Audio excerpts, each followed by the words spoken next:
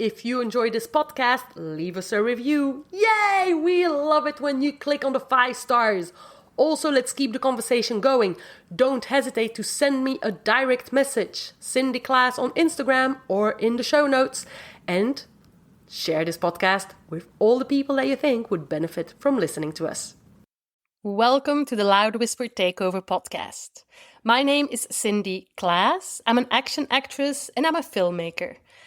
Before that, I had a professional background in the world of dance and choreography. I also have a background in the world of fitness, combat sports, and obviously screen fighting.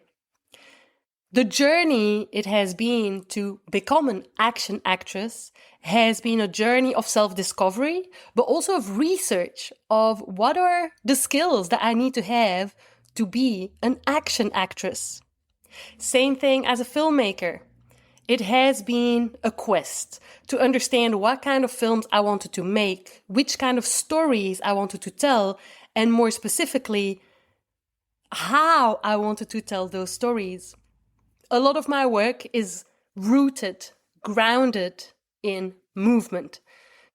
So really action movies and any genres of cinema that are related, brothers, sisters, or cousins of action movies are really my world. Today's episode is really for actors that want to get involved in action movies or actors that really want to use their bodies with full awareness within their roles, within their characters, and really feel connected to the body.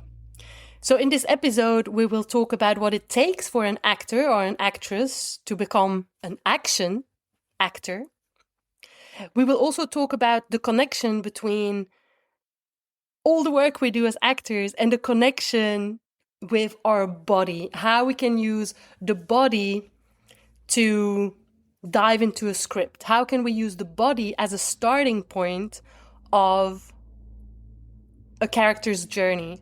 How can we use the body to tap into an emotional state that we can't really tap into through the mental, the intellectual, the analysis of words? I'm also the founder of the Action Actors Lab, which is a workshop for action actors. If you cannot come to join the workshop physically, I hope that this podcast will at least give you some pointers or some food for thought of how you as an actor or as an actress can start challenging yourself to be and become an action actor or a better action actor. First, I'll tell you a little bit more about myself and my journey so that you fully understand where I'm coming from. I'm an action actress today and a filmmaker.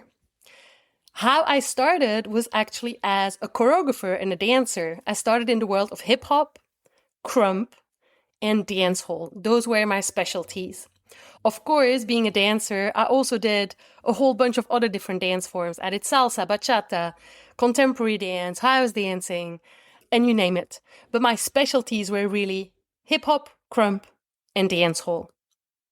I very quickly, as a choreographer, started to tell stories through my dance work.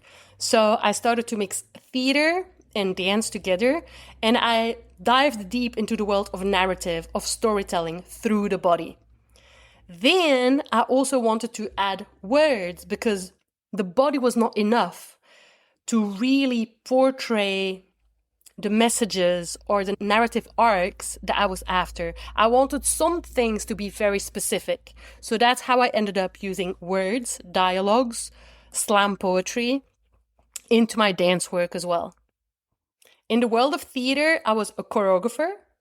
I also was a movement director, usually for other productions. I wrote plays, so I was a playwright. And I was a choreographer. I was a theater maker. I always worked with people, performers that either were dancers, either actors that were ready for a physical challenge. As a teacher, I've been teaching internationally in the UK, in Spain, in the United States, in Jamaica, in Venezuela, in Belgium, probably other countries too that I don't think of now. But I very often have been teaching dancers how to use words and how to act. I've been teaching dancers how to face this fear that they had of speaking. And then I've been coaching a lot of actors how to move and how to use their bodies, because the words or text was their comfort zone, but moving was stepping out of their comfort zone. Alongside my career in dance, choreography, and theater, I also worked in the world of circus, and I did aerial circus, harness work, bungee work. And this is something that I am still very fond of. I really hope that as an actress, I will book a role where a lot of cable work is involved. That's a big dream. Later down the line, I had to face some health issues. These health issues actually brought me on the path of fitness. So I became a gym rat and freaking passionate about weightlifting. Once my health got back on track, at that time, I actually had become an actress and I wasn't really working that much anymore with movement and dance. And I was bored. I really felt something was missing in my day-to-day creative expression. I wanted to go back to it somehow. Being able to work out again at a very high level, and even at a higher level than whatever I did before being a professional dancer, I started to really dive deeper into stage combat and screen fighting and combat sports. So all of this started to make sense. Movement, choreography, this new vitality that I had found through fitness, feeling strong, feeling like I had the power to really face any physical challenge possible, getting more and more interested in a variety of martial arts and combat sports and self-defense. Like the dots started linking. And that's where this door opened up for me, which was actually action movies is the dream. That's the path I want to walk. I also forgot to mention, I went to a physical theater school called Jacques Lecoq, which is an international theater school, which was previously based in Paris. Now they are in Avignon. But I went there to study when I was an adult. And that was also an opportunity for me to dive deeper into the world of physical theater. So on top of my career that I had before, which was making theater with dance, I started to dive deeper into the world of what an actor is able to do with acrobatics, the understanding of its body, and how to really use the body as a starting point for an emotional state, for a character, for a narrative, and not start with the text, the word, and not start with the analysis of a script, and not start with the mental or the intellectual or the memories we have, but really with the body and the body only as a tool. So where I'm at now is I'm an action actress. I'm a filmmaker. I'm also a movement nerd. When I say movement nerd, yes, I have a huge amount of knowledge in the world of movement and body awareness, but it's never enough. There is always a new skill I want to learn, and I continue learning new skills, and I literally continue also diving down the rabbit hole when I touch on something new. As an action actor or action actress, you will also see and discover that, yes, you will master some skills, but it's never enough. There's always a new skill that you could start learning or could start mastering. You will have to make choices, but the journey probably never ends. So let's talk about you as an actor or an actress that wants to dive in the world of movement. I am aware that you might not be able to lead a whole parallel life as a dancer, as a circus artist, as a martial arts practitioner on the side, but there are still a lot of things that you can do to really master or advance your understanding of how the body is gonna help you move forward in the world of action movies. So I'll break down this podcast episode the same way I break down the Action Actors Lab, which is the workshop that I'm teaching.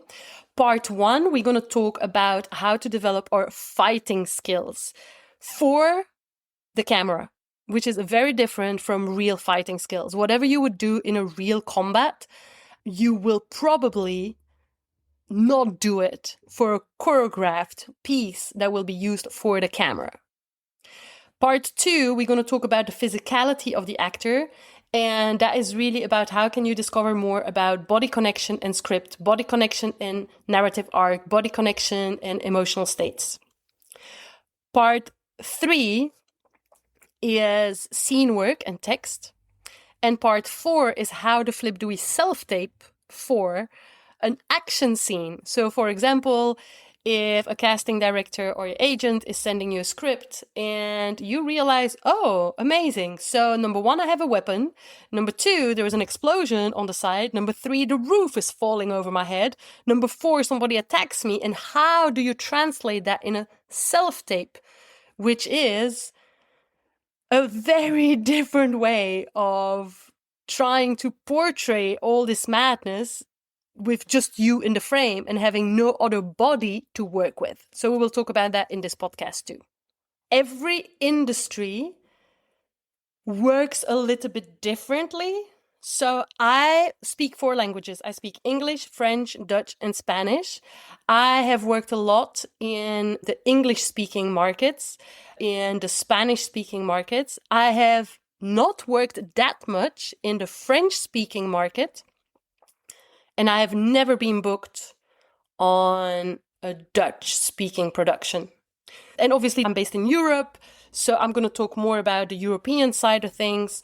In the United States, things might be different, but just be aware as well that every single market slightly works differently in regards to networking, in regards to expectations of what they have of actors and so forth, in regards to how casting directors work. But I hope that what I will be providing you in this episode will at least give you some food for thought and some pointers. Or if you can, come and join the Action Actors Lab when I'm teaching it. Okay, let's talk about part 1. Fighting choreography. So as an action actor, of course, there will be a lot of fights, and you will have probably 2 possibilities of gaining skills in screen fighting. Either you join a course that is specifically aimed to actors, or some sort of stunt course made for performers that will be performing in front of the camera.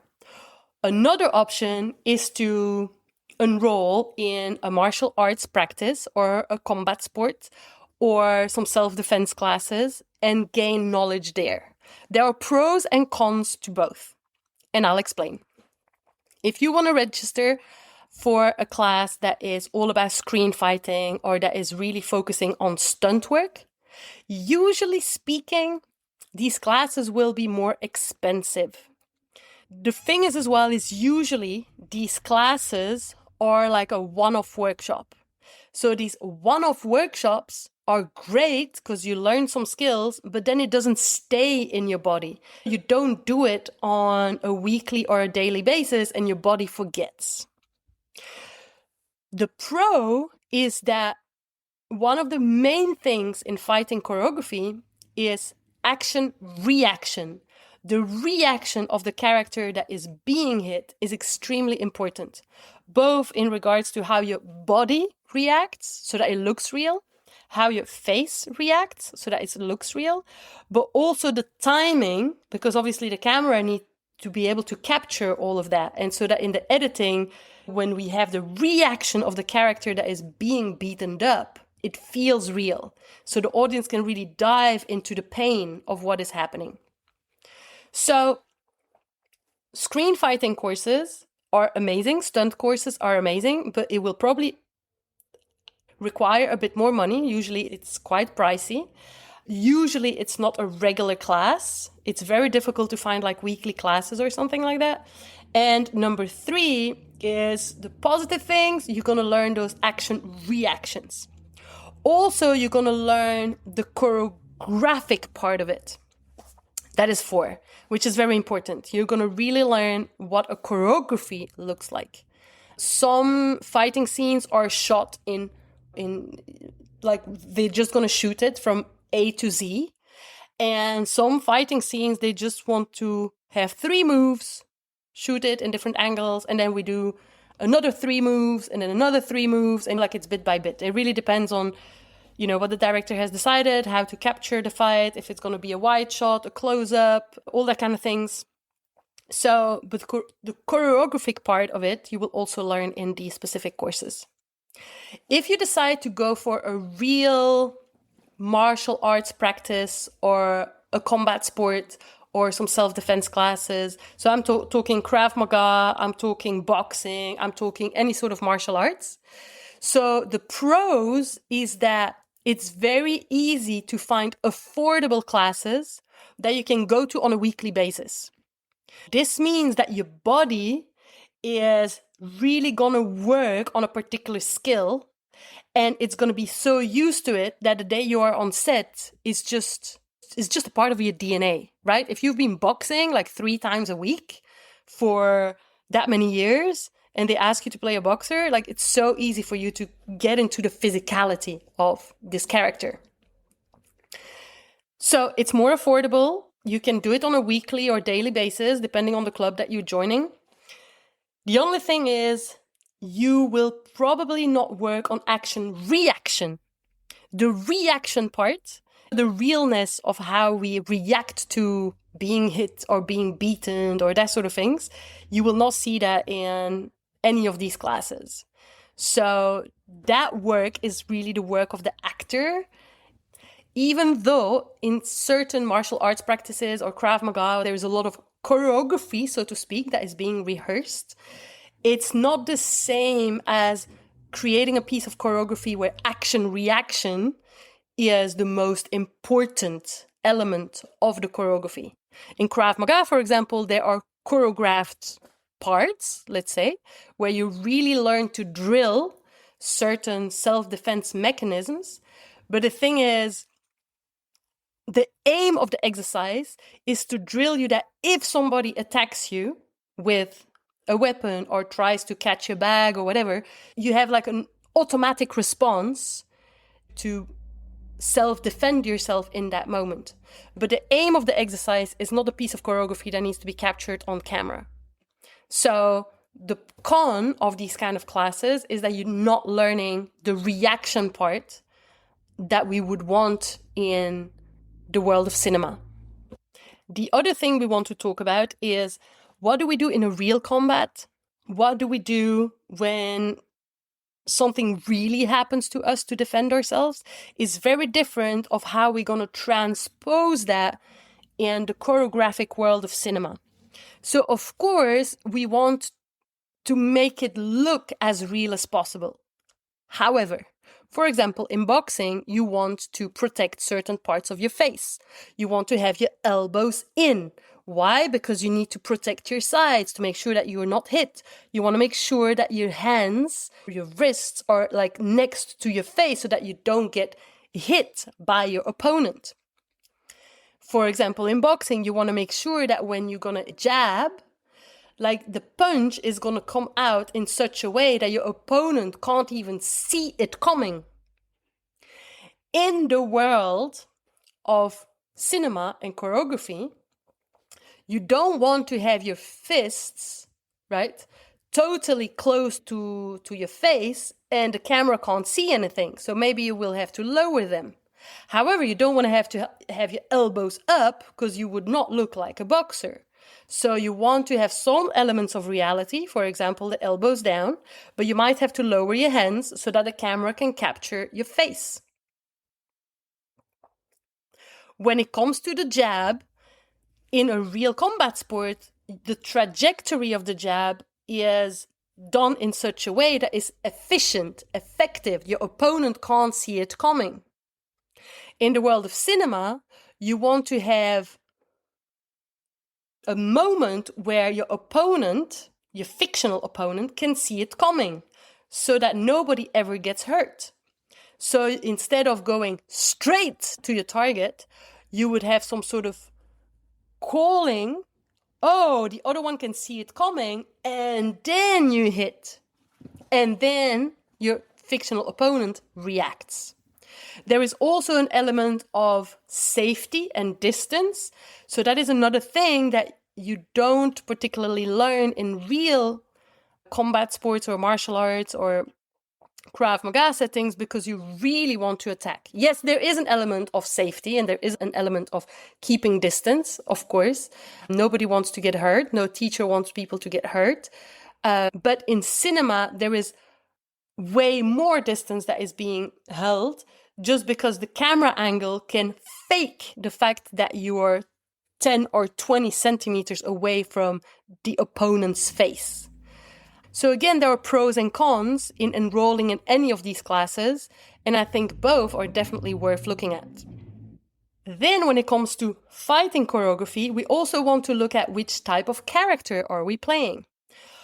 Are we a character that knows how to fight? Is it a person that has been military trained? Is it a person that went to a police academy?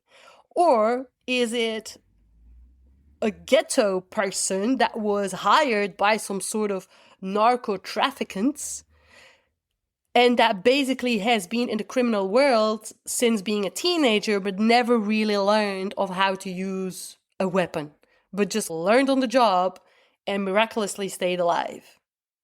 For example, I am at the moment going to the gun range, the shooting range, because I'm doing my license, my sport license in gun handling, because I want to make sure that I can really understand how a gun works if I had to play the role of a police officer, right?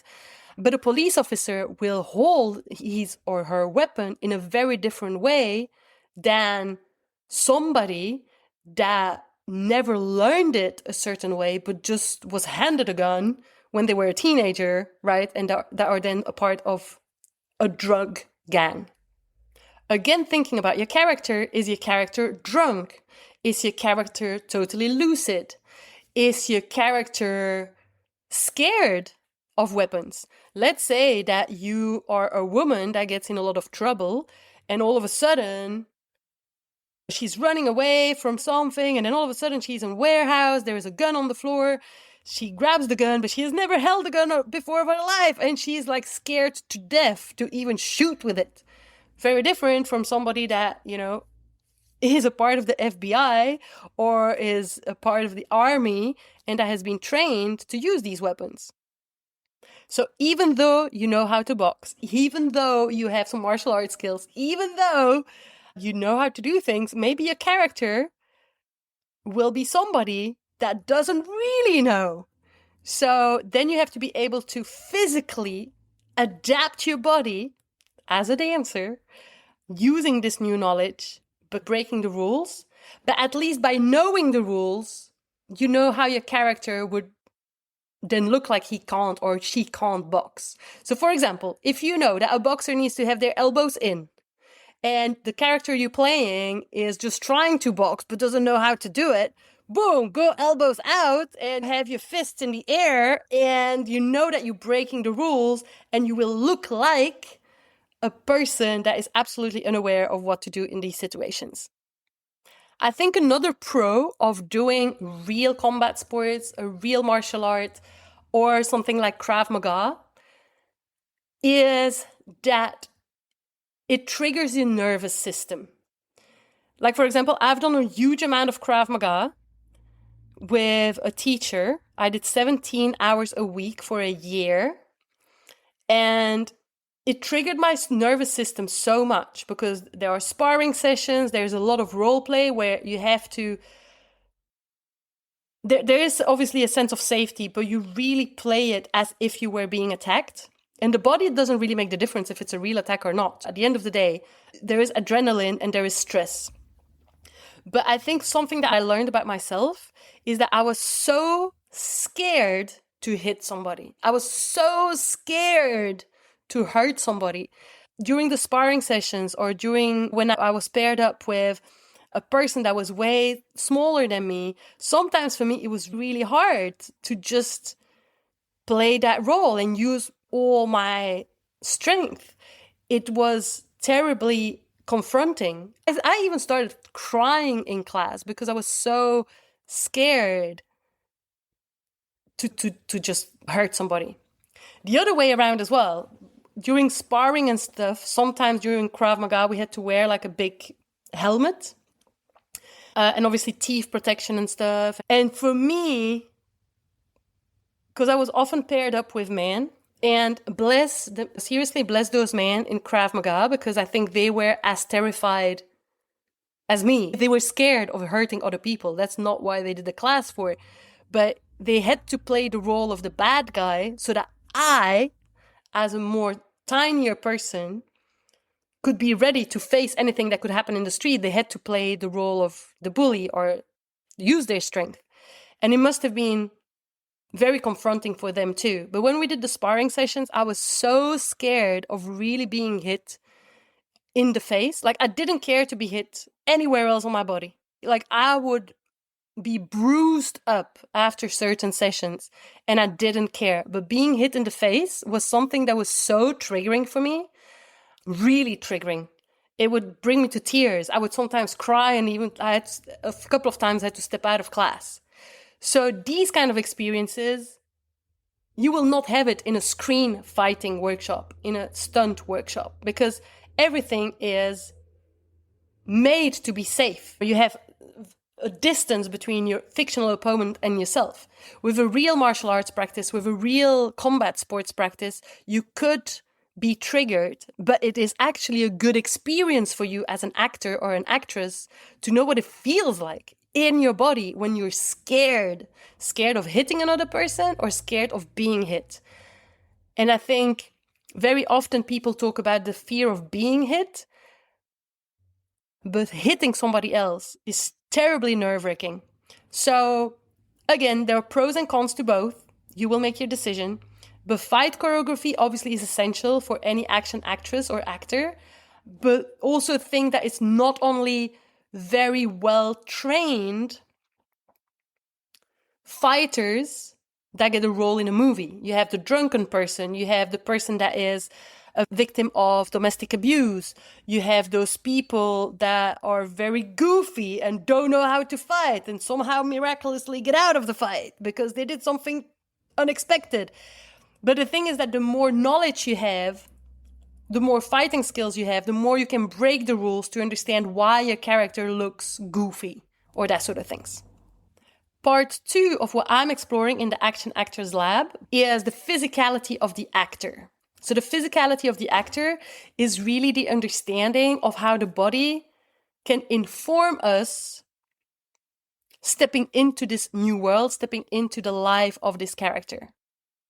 I could talk about it for hours, but I will just try to give a couple of pointers. For example, the first thing is balance.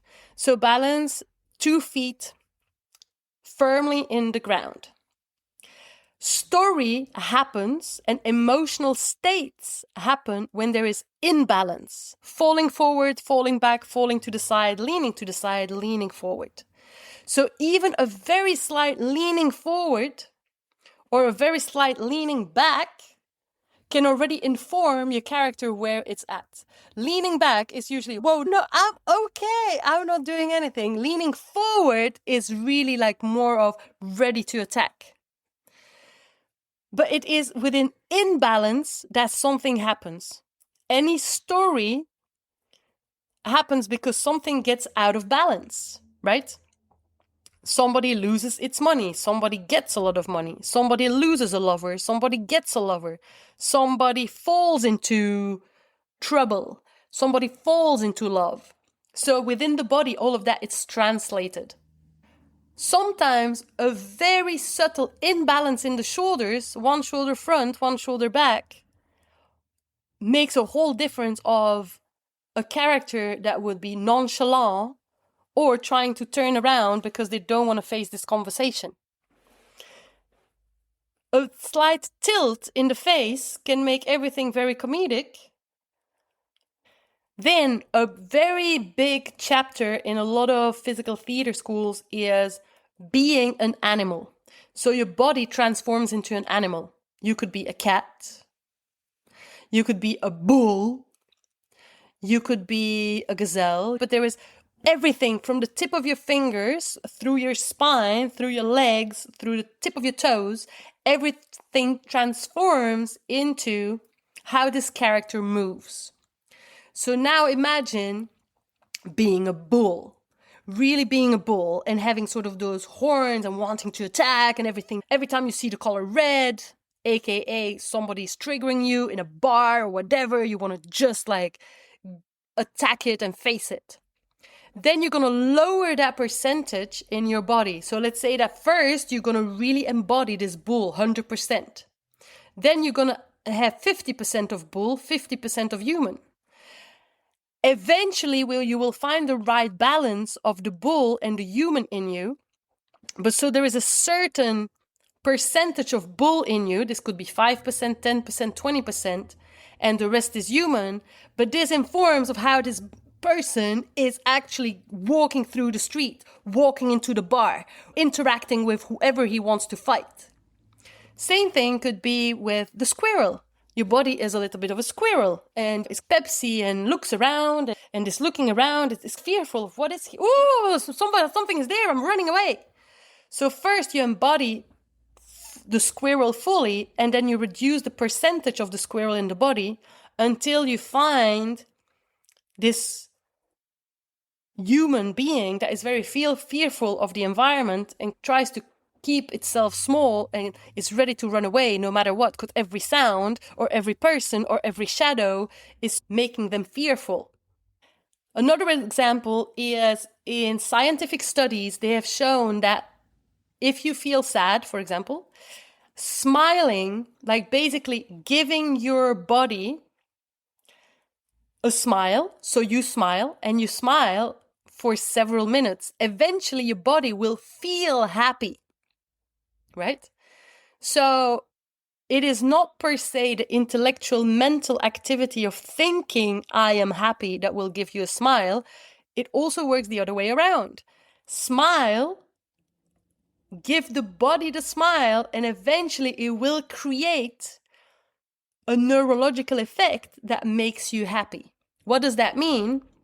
Is that if you take any sort of body posture, it will inform the emotional state of your character. For example, somebody that is more confident will have their shoulders down and back. Somebody that is carrying the weight of the world has their shoulders falling slightly front and their heart sinks in and they're small and they just walk differently. This will inform anything that you're feeling inside, aka what your character is feeling. So for example, if your character is falling in love with somebody in the script, how about you just put your chest a little bit more front, have one shoulder a little bit more off, the chest is front because the heart wants to connect, but the shoulder is a bit turned because it's scared to actually connect and ask the person out. And the chin is down. And then from here, you just move the eyes up a little bit and you try to get the words out and ask them out. So there is a huge amount of work that can also be done for the actor in general, and that's not just for action actors, of how the body can be the starting point of a lot of things. Your character has a certain amount of power and authority, or has a lack of power and authority. Again, that can be worked on in the body. For example, we talked about being an animal. Let's say that we are going to embody being a dog. Now, a German Shepherd or a Rottweiler has a very different body posture, a very different way of walking than a tiny little Chihuahua, right? And the little Chihuahua, we know it is just barking a lot more because it's trying to defend itself, but it can't really, or it's scared and it hides between the legs of its owner to be protected because it can't do much in front of a Rottweiler. So you could also embody a dog, Rottweiler or Chihuahua, diminish the percentage of the existence of the body of the dog within your human body, and then see how your character is bringing the text on from there. Part 3, scene work and text. Within an action movie, You might have text during a fighting scene. You might have no text at all. It's just the fighting. And maybe you're going to have text during the chasing, right? So you're in a car and you're being chased by the police. Or you are hiding in a warehouse and the only thing you have is a cell phone and you're communicating with your partners through the cell phone, that sort of things. First of all, I'm speaking 4 different languages. Each language, I do sound differently. There is another Cindy that people have access to. It's just a normal way of life. I think every language, we own it in a different way. We associate ourselves with a different way, but also the way people perceive us is very different depending on our accents. So, for example, my accent in Spanish, I sound like a foreigner with a French accent. I make a lot of grammatical mistakes, but I know there is something that makes me a bit more childish in Spanish. I don't perceive it that way, but I know that when native Spanish speakers listen to me, it's going to be very complicated for them to imagine this accent being a very strong woman with authority that went to the army, because in Spanish, I do not sound the same as I sound in English or in French or in Dutch. Like literally in every single language we have a different way of expressing ourselves, but also you have to remember that it's also the way people perceive you, and it's okay. But so accent reduction and or tonality is very important for us to incorporate that in our voice work, especially when doing action movies.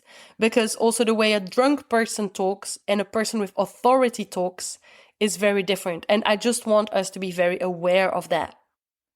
So, for example, in my Action Actors Lab, it's a multilingual workshop. So we're also working on what does it feel like to be this or this character in another language.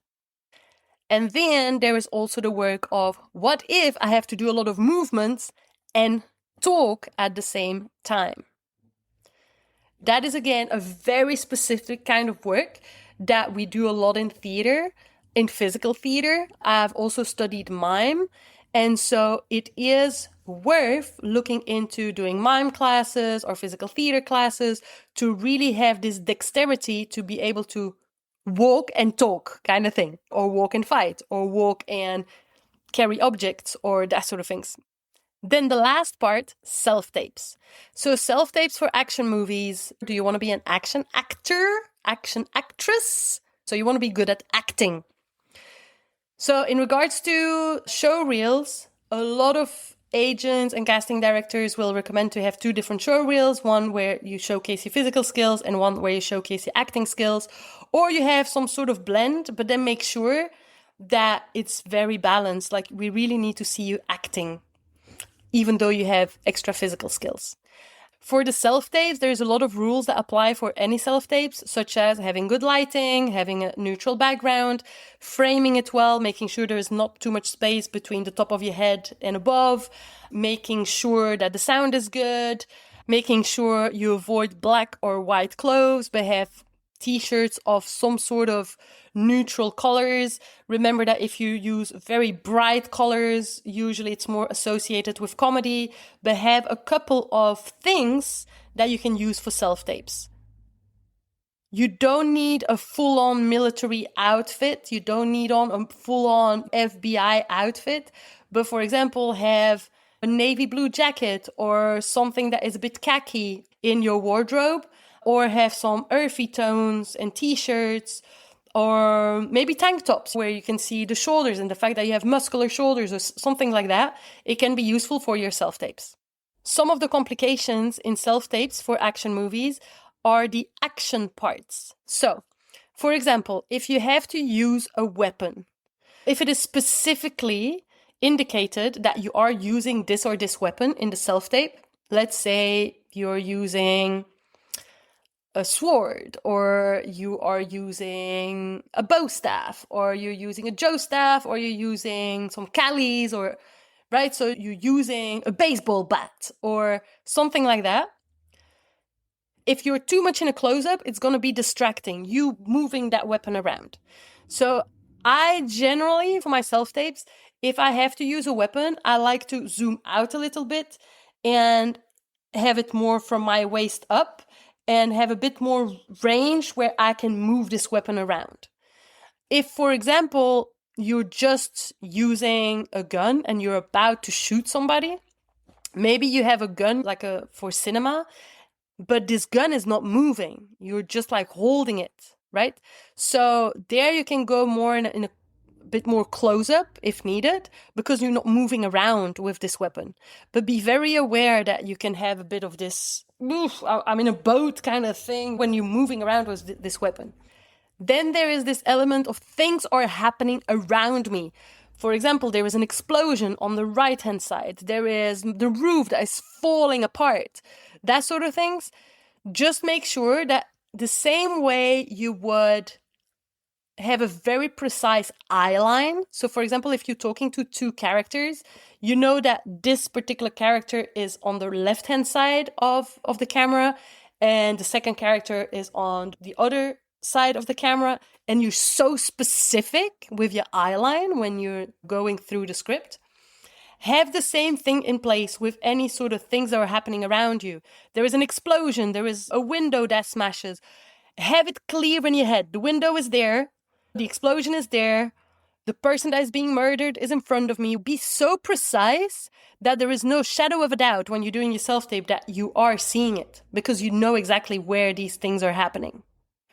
Personally, when I have a self-tape where it's a bit more of, you are being strangled, or you are strangling somebody, or you are being attacked, or you are being stabbed, I personally prefer, instead of like filming myself from the waist up, I rather for it to be a bit closer.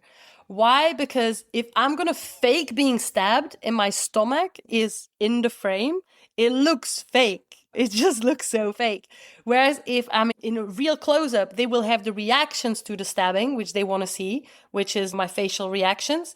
But also, they don't see the miming of it. Now, when I say the miming, I really want to make this very clear. I studied mime. I'm extremely precise. I can fake it because I studied mime. A lot of actors are not trained in miming, and so they will look fake, really fake.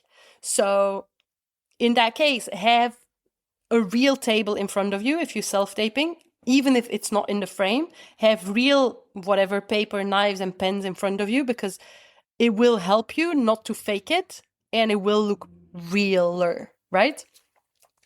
But yeah, if I'm being attacked, or if I'm being strangled, or if I'm being stabbed, I prefer to have a closer frame so that it doesn't look fake, and the casting director or the director will see my reactions in my face. Again, everything that I've said in this episode is really based on my personal experience and having interviewed a lot of people on this podcast and having worked with different people in different countries in the world of action movies. Things that I've said might be true for certain casting directors or for certain productions. For other productions, specific directors, specific casting directors, they might disagree with me. So it's always like a little bit of a searching or a little bit of an adapting to different industries as well. France might not be working the same way as Spain or the UK or Belgium. There are different artistic creative approaches to it as well. But I hope that this will at least give you a lot of food for thought and a lot of new things to think about when you want to work on your skills as an action actor or prepare for castings. I am teaching the Action Actors Lab. Feel free to send me a DM if you want to be a part of it in person. And if you live far away and you absolutely can't travel to where I'm teaching, definitely send me a DM to let me know how this episode landed for you. Wishing you a huge amount of movies to make, and see you in the next episode.